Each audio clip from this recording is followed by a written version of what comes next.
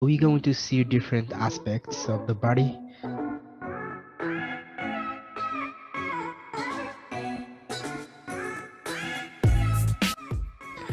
Assalamu alaikum wa rahmatullah. Soo dhawaada ardayda Soomaaliyeed meel kasta joogtaan halkani waa Asim Academy. And today we're going to learn about body parts. Waxaan baran doonaa maanta qaybaha jirka. Body parts. My body, jirkayga. Okay. So we're going to see different aspects of the body and how to correctly say it in English. Okay, how to correctly pronounce it. Waxaan baran doonaa qaybaha kala duwan ee jirka iyo sida ugu wanaagsan aad ugu dhawaaqi kartid. Qaabka ugu wanaagsan ee aad ugu dhawaaqi kartid, okay? Pronunciationka. Waayahay. Okay, we're going to start with the face. Wejiga. Face, wejiga. Wejigan ku bilaabi doonaa. Okay, first we have eyes. Eye waa isha. Eye, isha. Eye, isha. Haddii aan doonayo inaan jamac ka dhigo idhaahdo indho, waxaan ku darayaa halkaasuun s. Waxaan leeyahay eyes, indho. Eye, il. Ear, dhegta. Ear, dhegta. Ear, dhegta. Again, if I want to say dhego, jamac ka dhigo, plural, I have to add an s. Waa inaan ku daro s halkan. Waxay noqonaysaa ears. Ears. Dhego. Mouth. Mouth. Afka. Mouth. Afka. Mouth. Afka. Again, isku diyaarinka ardayda. Waxaan doonayaa markan inaan idhaahdo afaf. Jamac baan doonaya inaan ka dhigo. Maxaan samayn doonaa? Waan idin sugaya ardayda. Yes, that's right. Waad saxsan tihiin. Waxay noqonaysaa mouths. Mouths. Halkan waxaan raacinayaa a single s. S qura. Okay. Smile. Smile. Smile. Halkan waa maxay? Smile. Dhoola cadays. Smile. Dhoola cadays. Smile. Waa maxay? Dhoola cadays. Nose. Sanka. Nose. Sanka. Nose. Waa maxay? Sanka. Good. Nose. Sanka. Okay, we're going to move to this. Okay. We're going to look at the body, the different parts of the body. Okay. Look at here. Look at an egg. Feet. Waa maxay? Feet waa cagaha. Xaggan hoose. Feet. Cago. Feet. Cago. Okay. Markan feet idhaahdo waxaad u fahmaysaa jamac inaan ka hadlayo. Feet. Halkan haddaad aragtid waa foot. Waa cag. Foot. Cag. Foot markaas waxa weeye foot waa kelmad keli ah. Waa singular. Feet maxay noqonaysaa? Plural. Jamac. Okay. That's why baad maqlaysaa had iyo jeer football. Kubadda cagta. Lama odhanayo feetball. Marka macnuhu wuxuu noqon lahaa kubadda cagaha. Halkan maxay noqonaysaa football. Kubadda cagta. Okay. Here we have hand. Hand. Hand. Gacan. Hand. Gacan. Hand. Gacan. Hand waa gacanta inta ugu horeysa. Shanta farood ka kooban yihiin. Waxaa la odhanayaa hand. Okay. Here we have arm. Arm. Arm. waa gacantii arm Soomaali waxay noqonaysaa gacan laakiin waxay noqonaysaa kasoo bilowdid suxulka ilaa farahaaga halkay ku dhammaanayso ilaa halkaa waxaa la idhaahdaa arm af ingiriisi arm arm arm okay arm waa gacanta aad ka bilowdid suxulka ilaa inta gacantu ka dhammaanayso okay here let's look at this picture sawirkan aan aragno hee timaha hee waa timaha hee timo head madax head madax head madax okay leg leg waa adinka leg adin leg macnihiisu wuxuu noqonayaa adin okay again I'm going to say it and I want you to repeat after me mar labaad baan odhan doonaa waxaan rajaynayaa inaad dib iga daba celi doontaan okay kelmadda sidaan u idhaahdo aad odhan doontaan we're going to start with this picture iga daba idhaahda arm okay arm sax weeye hand okay hand that's right okay foot foot okay feet feet that is right head head صح hair hair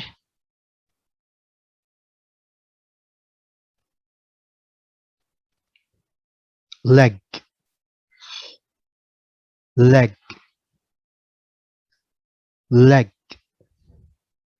good eye eye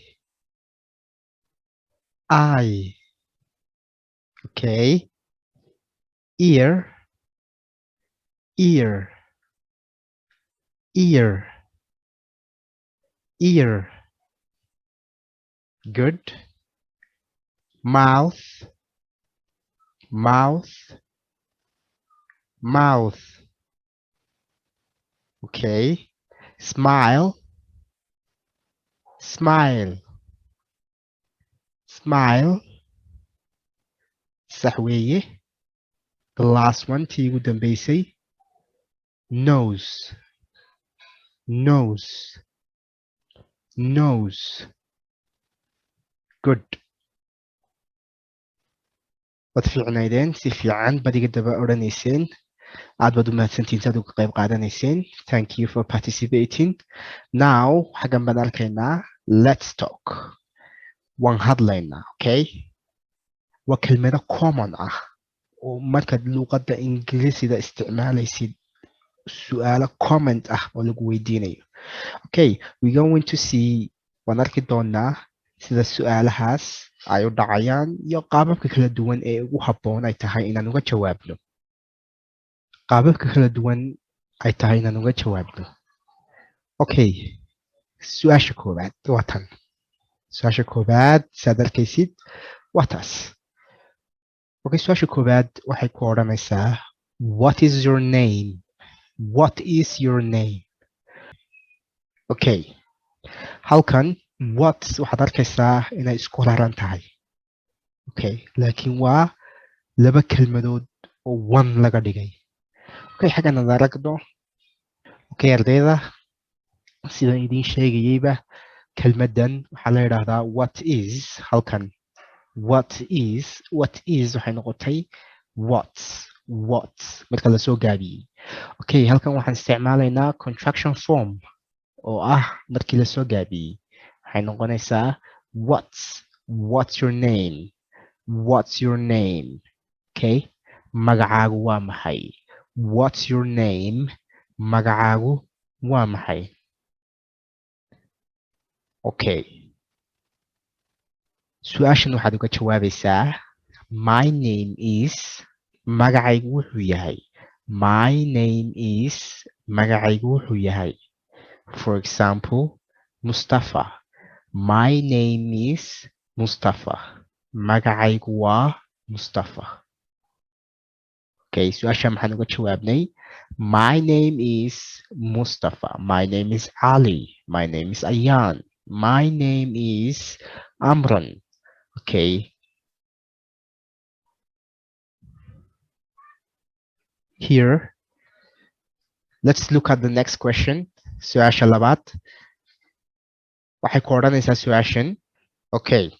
Su-aashan waxay ku odhanaysaa here are lots of children playing. Are they happy or sad? Halkan waxaa jooga ciyaal badan oo ciyaaraya. Miyay faraxsan yihiin mise way murugaysan yihiin? Okay, sawirkan waan idin tusi doonaa. Laakiin su-aasha waxayna odhanaysaa here are lots of children playing. Halkan waxaa jooga ciyaal badan oo ciyaaraya. Playing, ciyaaraya. Kelmadan playing macnaheeda ciyaaraya. Are they happy? Miyay faraxsan yihiin? Happy, faraxsan yihiin. Or sad, ama murugaysan yihiin. Are they happy? Miyay faraxsan yihiin? Or sad, ama murugaysan yihiin. Okay, let me show you the picture. Sawirkan ku tuso kadib su-aasha adigan kaa doonaya jawaabteeda.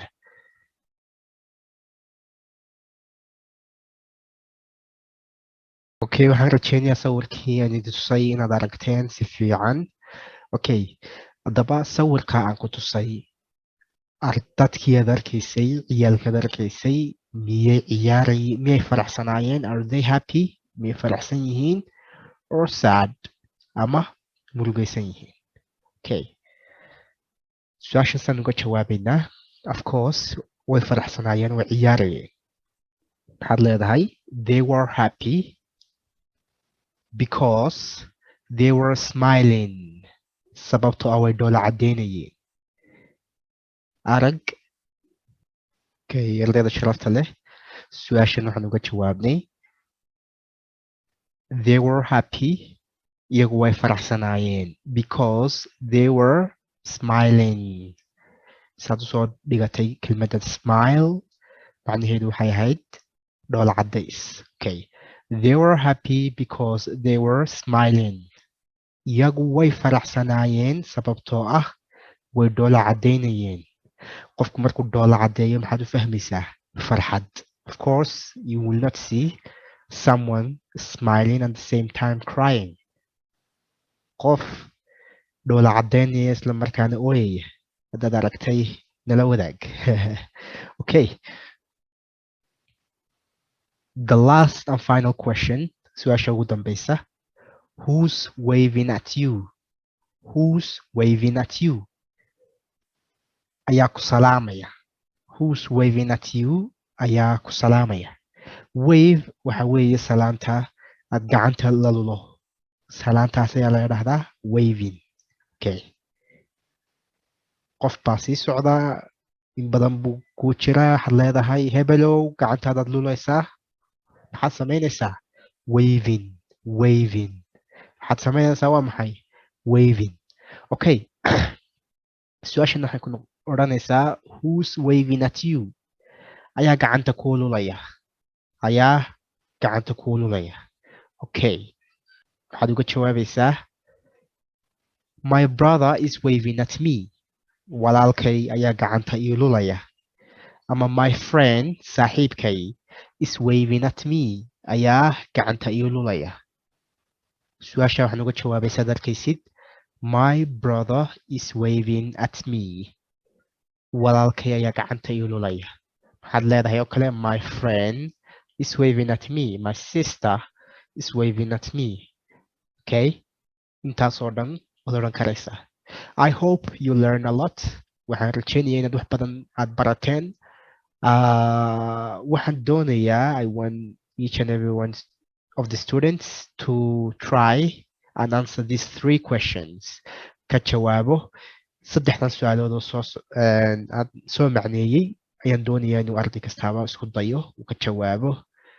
Waxaanad u qaadanaysaan assignment ayaad u qaadanaysaan. Aad baan idin salaamayaa. Waa Teacher Mustafa oo idin leh take care.